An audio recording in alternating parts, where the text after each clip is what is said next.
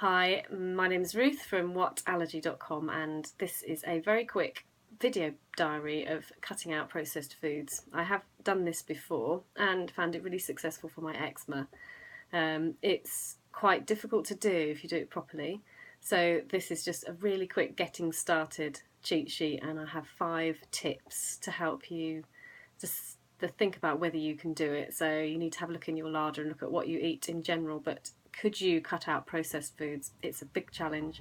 So first of all, plan.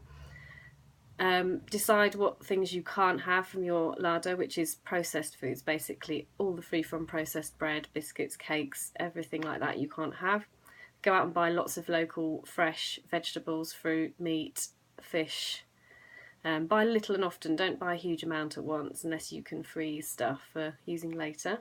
And keep it simple, don't start cooking really complicated things. Look for some simple recipes and don't make it difficult for yourself. It's like all these things, it's difficult to stick to if you do that.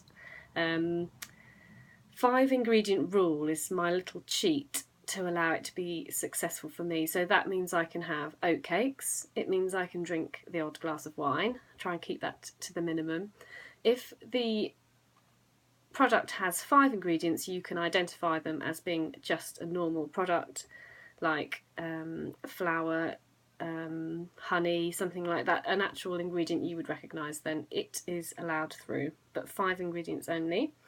And the final thing is that if your grandmother wouldn't recognise it, don't eat it. So anything that is a weird man-made ingredient like xanthan gum, calcium propionate, that means it's out. So all the gluten-free breads have that in, mould inhibitor, and these things are off the list now for the processed food challenge. So I challenge you, can you do it? Can you cut out processed food for a week? And if you can do it for a week, can you do it for longer? And you will notice difference in your skin, in your general stomach, IBS symptoms if you get that. And I think it does help with my general health, and when I have allergic reactions, I'm healthier and I can cope. So go for it.